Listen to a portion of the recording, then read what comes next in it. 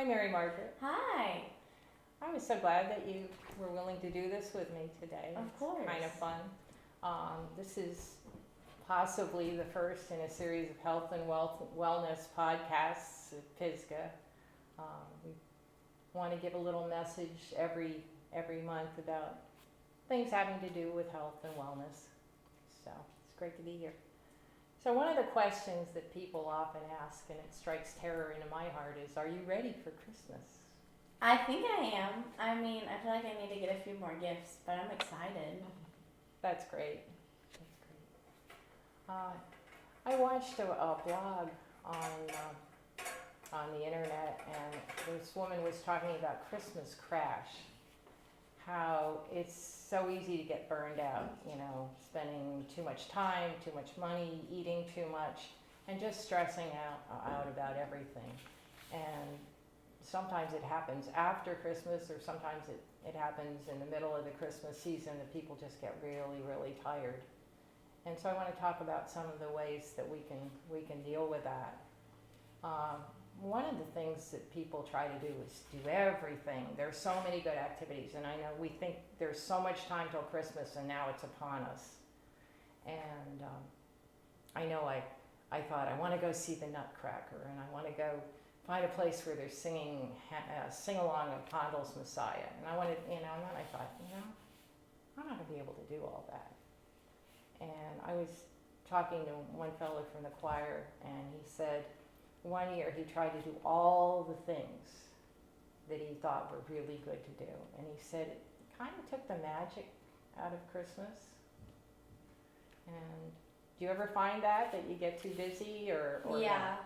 I feel like it's really easy to get caught up in all of the events that happen around Christmas because it's a temporary time of the year. So you want to do everything and get everything out of the way. But then once you take a second and step back, you realize that you're exhausted just because it's really hard to say no to something that can potentially be fun, Mm-hmm.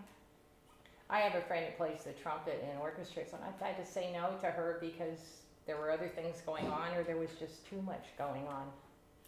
The other thing is we tend to feel like we have to be perfect. And there's a saying, perfection is the enemy of the good. We compare ourselves to other people's houses and social media and Pinterest, and all those are staged. And nobody's perfect. Nobody's perfect. Some people are a little more organized than I am.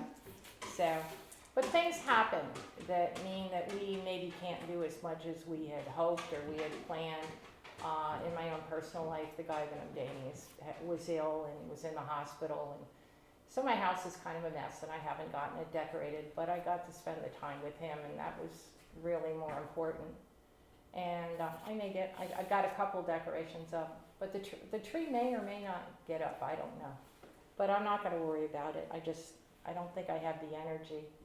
And one of the cool things is kind of sharing the holiday. I mean, this year my daughter said, Mom, you got enough on your plate. We're doing it at my house. And I said, have at it. That is wonderful. I really appreciate it. And so another thing you can do is sharing. Instead of one person making the whole meal, like her making the whole meal, different people in the family will bring different I'm going to make mine. I don't eat chicken the rest of the year because I like chickens. But every year I'm told I have to bring chicken and crescent rolls. Your parents were telling me that Thanksgiving, you had 2 Thanksgivings. Mm-hmm. And I thought it was really cool that you did that and that you were able to, where was it you got the food from? So my sister is a night shift nurse at Lexington Medical Center. And we usually go up to Greensboro, but she had to work on the night of Thanksgiving. So her and my mom stayed down here and got food from, I think, Cracker Barrel. And me and my dad went up to Greensboro to see our family. And honestly, it was a little hard at first because it was kind of strange not being with my whole family on Thanksgiving. But I feel like it was really nice of my mom to stay down here with my sister and not leave her all alone. Oh, that's really sweet. My daughter ordered a bunch of stuff in too, and it was nice. I mean, she did cook part of it, but it was nice to have a little of the pressure off. So Another thing is spending way too much money on everybody. And I know one family where it's a very large family, and they'll just do a secret Santa. They'll Yeah. draw the name of one person in the family, or they'll decide, well, we're just going to go out and do something together as a family instead of buying each other's gifts. So they use the money to go bowling or to the movies or whatever it is, that maybe skating, whatever it is that the family enjoys. Yeah, I have a pretty big friend group, so this year we did a Secret Santa because we were like, that would be way too much money Oh yeah. if we all spent together. And I feel like people tend to forget just during the holiday season that it's not about like any presents, it's just about being with each other. And you don't even, at the end of the day, you don't really even think about what they gave you. You think about what, like, the memories you made. And quite frankly, I re-gift sometimes. People have given me beautiful gifts that don't fit or don't look good on me or that I just don't use, and so I just put those away and save them. And for next year, during the year I'll see something, and that'll be great for my granddaughter or for my son or whatever, and then I'll put it away. And then the trick is to find it at Christmas. But perhaps the most important thing of all is to remember that Advent is a time of looking forward to the birth of Jesus and to welcoming him in our hearts and being aware of him. Some churches don't decorate until right before Christmas, and they kind of keep it dark, and I think there needs to be spaces in our busyness just to be quiet, to reflect, and to spend time with God. Yeah. Your dad gave a sermon a couple weeks ago that I really loved. It was based on the text, "Be still and know that I am God." And this is a perfect time to do that. And I feel like honestly it can be hard to even think about. Like, obviously it's the time of the year that Christ is born, but I feel like since people get so caught up in all the events, it's hard for people to remember, oh, I should probably spend some time with God today. And it's important to remember why we're celebrating.